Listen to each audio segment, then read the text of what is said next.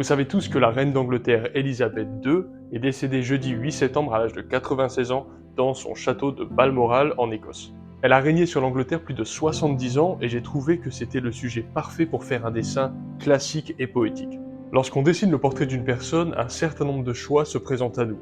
Des choix artistiques, des choix subjectifs qui vont nous emmener vers le résultat désiré.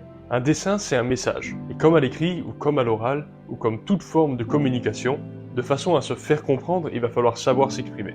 Dans cette vidéo, en utilisant une série de techniques anciennes et vénérables, je vais vous présenter comment faire un dessin classique en recherchant un résultat volontairement plus poétique que le photoréalisme. Ensuite, à la fin de la vidéo, je vous montrerai le matériel que j'ai utilisé en détail pour ce dessin. Donc si vous avez envie d'apprendre à dessiner, inutile de vous dire que cette vidéo elle est faite pour vous. Je vous invite à vous abonner à la chaîne, et puis c'est parti.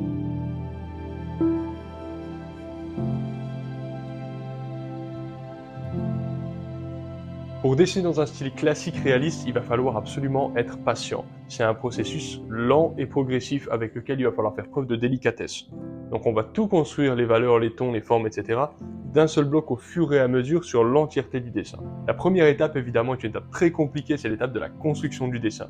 Si vous n'êtes pas du tout familiarisé avec ça, il y a des gens qui font de la décalcomanie, il y a des gens qui font des grilles, il y a des gens qui ont tout un tas de techniques. Moi, personnellement, j'utilise une technique tout à fait empirique. J'ai mon modèle, que ce soit une photo ou un modèle vivant, j'ai ma feuille et puis je dessine à l'instinct et ensuite je vérifie ce que j'ai fait avec des prises de mesure.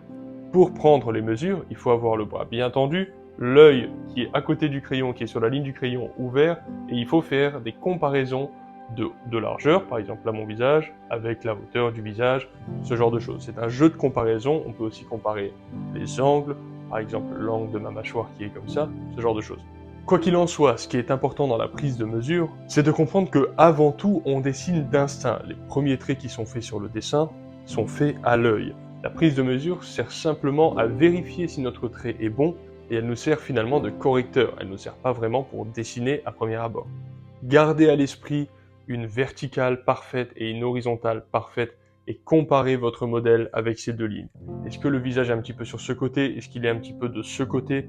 Est-ce que lorsqu'on voit l'horizontale, la bouche va être dans ce sens ou dans ce sens? Lorsque vous faites ça et que vous essayez d'avoir un dessin qui est assez précis, assez ressemblant, je vous recommande de dessiner à la verticale. Le but ici, c'est de voir votre dessin vraiment à plat sans risquer d'avoir des problèmes dans la perspective. Dessinez extrêmement légèrement, tenez votre crayon le plus loin possible comme ça de sorte à avoir très peu de pression. Utilisez un crayon très léger. Là, c'est du 2B parce que c'est un papier gris, mais sur du papier blanc, je vais utiliser du 4H ou du 2H. Ça permet de ne pas brûler les étapes et de dessiner avec légèreté. Il va falloir commencer par placer l'entièreté de la forme sur la feuille, de sorte à avoir une composition et un placement correct. Et ensuite, on va faire les grosses formes, les formes de taille moyenne, puis faire les petites formes. On peut utiliser les petites formes pour prendre des mesures, mais il faut garder les choses dans cet ordre-là. Grosse forme, forme moyenne, petite forme. Cette partie du dessin m'a pris 1h30. Il y a beaucoup de gens qui sont beaucoup plus forts que ça à ce jeu-là. Ce que je peux vous dire en tout cas, c'est que c'est une étape difficile et que ça demande de la pratique. N'hésitez pas à vous exercer avec des objets beaucoup plus simples qu'un portrait. Ensuite, on va parler du terminateur. Le terminateur, c'est la ligne qui sépare la zone d'ombre de la zone de la lumière. Cette zone, elle est extrêmement importante parce qu'elle va vous aider à construire votre dessin, mais aussi en y revenant et en gérant les contrastes à ce point bien précis, vous allez pouvoir apporter un ressenti très classique et très poétique à votre dessin. Le terminateur, de façon générale, va être plus foncé que le reste. Et c'est ça qui va vous donner un grand relief, un relief très beau entre justement la zone de lumière et la zone obscure. Donc lorsque vous aurez fait votre construction, vous allez commencer par griser toutes les zones qui sont à l'ombre. Tenez encore une fois votre crayon bien comme ça et dessinez avec le plat du crayon. Faites des hachures croisées. Au final, ce qui compte, c'est de faire un aplat de gris. Pas trop foncé, pas trop clair, mais vaut mieux y aller trop clair et foncé plus tard. Dans tous les cas, encore une fois, n'abîmez jamais votre papier. Donc si votre crayon ne vous permet pas d'aller aussi foncé que vous voulez, n'appuyez pas fort avec ce crayon. Changez de crayon et prenez une mine plus foncée. Le but à ce stade du dessin, c'est de repérer les deux zones principales du dessin. La lumière, l'ombre, le clair, le foncé. C'est ça qui compte. Le terminateur étant entre les deux, vous allez pouvoir foncer un petit peu plus cette zone. Et lorsque vous allez foncer la zone du terminateur, vous allez donner à l'ombre un aspect extrêmement ambiant. Vous allez faire ressortir de l'ombre la lumière réfléchie. Lorsque la lumière tape sur un objet, quel que soit l'objet, il va y avoir une partie éclairée, une partie à l'ombre. Jusque-là, on est tous d'accord. La partie éclairée reçoit la lumière directe. Ça va donc être toute la zone la plus claire du dessin. La partie à l'ombre, même si elle est à l'ombre, est tout de même éclairée par l'environnement. Les photons de lumière réagissant un petit peu comme des petites balles rebondissantes, certains des photons projetés par la source de lumière vont finalement réussir à atterrir sur la partie à l'ombre. Et par conséquent, la partie qui est à l'ombre n'est pas noire pure. Elle est plus foncée, mais néanmoins éclairée. Et comme je disais tout à l'heure, en fonçant la zone du terminateur, on arrive à créer cette impression d'une zone d'ombre atmosphérique, qui est quand même baignée d'une certaine lumière. Il va falloir faire preuve d'observation. Lorsque vous observez un dessin comme celui-ci, n'hésitez pas à plisser les yeux de sorte à ce que ne ressortent que les valeurs les plus fortes, jusqu'au moment où vous allez pouvoir voir simplement une tache de clair, une tache de foncé. C'est ça que votre dessin doit rendre. Même si le contraste n'est pas très fort au début, il faut bien réussir à dessiner cette zone de foncé, cette zone de clair. Gardez toujours en tête d'avoir des mouvements légers et extrêmement progressifs. Le but, c'est d'avoir une vue d'ensemble et de vous éloigner régulièrement pour voir si les choses se ressentent de façon correcte. Ne finissez pas une zone avant de passer à l'autre, c'est pas l'objectif de ce type de dessin. Faites avancer le dessin de façon homogène et harmonieuse. Gardez en tête le résultat poétique et ancien que vous avez envie de lui donner. Parlons un petit peu de perspective atmosphérique ou de perspective aérienne, ça dépend, c'est la même chose au final. J'ai déjà beaucoup parlé de ce sujet sur ma chaîne et j'ai même une formation qui en parle en profondeur. Néanmoins, dans le cadre d'un portrait, ce qui est très intéressant, c'est qu'on va aussi s'en servir. Dans un portrait photoréaliste, c'est-à-dire quelque chose qui ressemble absolument à la réalité, comme ce que vous êtes en train de voir à l'écran en regardant mon visage, vous n'aurez pas de différence de contraste entre mes cheveux qui sont derrière ma tête et mon nez qui est devant ma tête. Tout simplement parce que l'espace qui sépare ces deux endroits n'est pas assez grand. La perspective atmosphérique, c'est le changement des valeurs au fur et à mesure que les choses s'éloignent de nous. Lorsqu'on regarde une montagne, par exemple, elle n'a pas le même rendu si elle est à 5 km que si elle est à 500 mètres. C'est un phénomène qu'on observe sur la Terre à cause des particules qui chargent l'atmosphère. Plus il y a de particules dans l'atmosphère, plus ce phénomène est amplifié. Par exemple, lorsqu'il y a de la brume, on a du mal à voir 50 mètres devant soi. On peut voir très très vite les changements de contraste au fur et à mesure que la distance s'éloigne. Bref, la perspective atmosphérique, c'est donc quelque chose qu'on va observer dans les paysages, ou du moins dans des illustrations, il y a beaucoup de profondeur.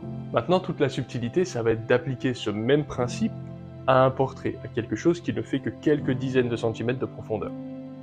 Et ce thème est extrêmement lié avec le thème du point focal, qui est la zone du dessin ou de l'illustration auquel votre œil va s'accrocher de façon instinctive, sans que vous ayez à y penser. Cette zone de point focal, ça va être la zone où il y aura le plus grand nombre de variétés, ainsi que les plus gros contrastes. Par exemple, le mur orange qui est derrière moi attire moins votre œil que mon visage. C'est normal, il n'y a tout simplement pas d'information derrière, et sur mon visage, il y a tout un tas de petits contrastes, du foncé, du clair, des expressions, des mouvements, etc. Donc de façon instinctive, plus naturellement, vous êtes plus captivé par cette zone. Et bien là c'est pareil, on veut jouer avec ça. On va vouloir mettre les contrastes les plus forts avec la densité de détail la plus importante, les yeux, le nez, la bouche, l'expression, le fameux terminateur qui divise l'ombre de la lumière. Et lorsqu'on va s'éloigner par exemple sur la droite du dessin, là où il y a la grosse masse de cheveux, la couronne, etc., on va pouvoir diminuer le nombre de détails. On va pouvoir considérer que cette zone-là n'a pas besoin d'être finie au même degré que d'autres zones qui sont pour nous plus importantes. C'est un choix artistique, mais c'est ça qui va permettre au spectateur de regarder ce qui est important sur la reine, c'est-à-dire son visage. De la même façon, j'ai volontairement estompé un petit peu l'importance de la couronne et des bijoux, de sorte à ce que le spectateur s'attarde plus sur elle que sur son statut. Le choix aurait pu être inverse, j'aurais aussi pu m'attarder énormément sur les bijoux, et donner un côté où le but du dessin était peut-être plus de montrer son statut de reine. Ça après c'est du choix artistique, c'est vous qui voyez, c'est subjectif, vous faites comme vous voulez.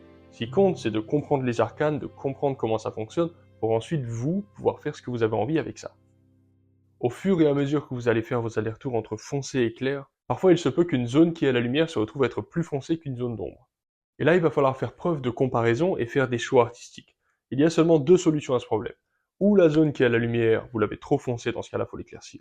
Ou alors c'est le reste de la zone qui est à l'ombre qui est trop clair. Parce qu'une zone à la lumière, même si elle est relativement peu éclairée, elle sera toujours plus claire qu'une zone qui est à l'ombre. Donc c'est vraiment important du début à la fin du dessin d'avoir ces deux familles qui restent séparées. Même si la zone de lumière devient relativement foncée, même si on est loin du blanc pur, ce genre de choses, la zone d'ombre devra toujours être plus foncée, de façon évidente, sans prêter à confusion. Il y aura bien sûr des zones de transition qui sont très douces, voire même des dégradés totales, et ça va tout simplement dépendre de la forme que vous êtes en train de dessiner.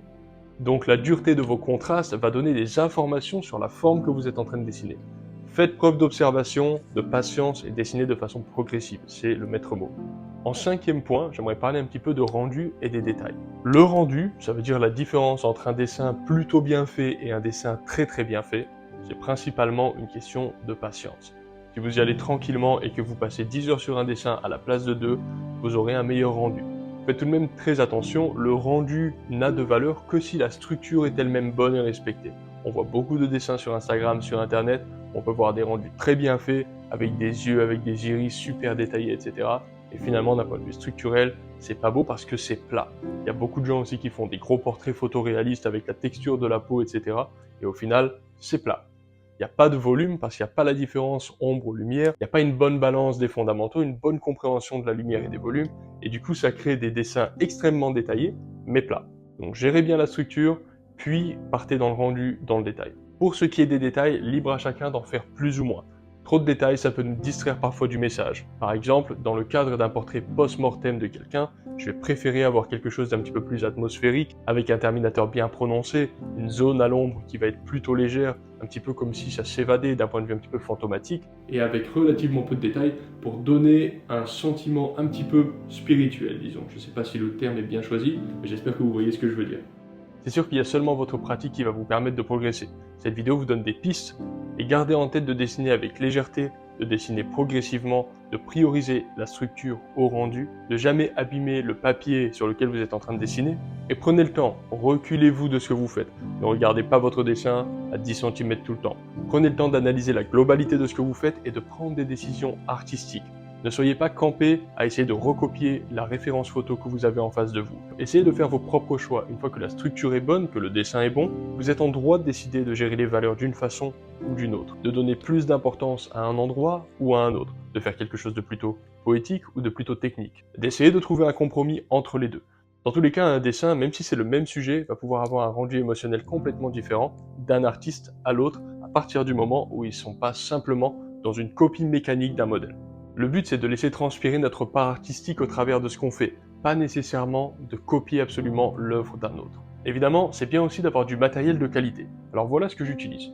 Pour les crayons, j'utilise des crayons Faber-Castell. Dans cette boîte, on va de 2H à 8B, mais pour ce dessin, j'ai utilisé du 2B, du 4B et du 8B.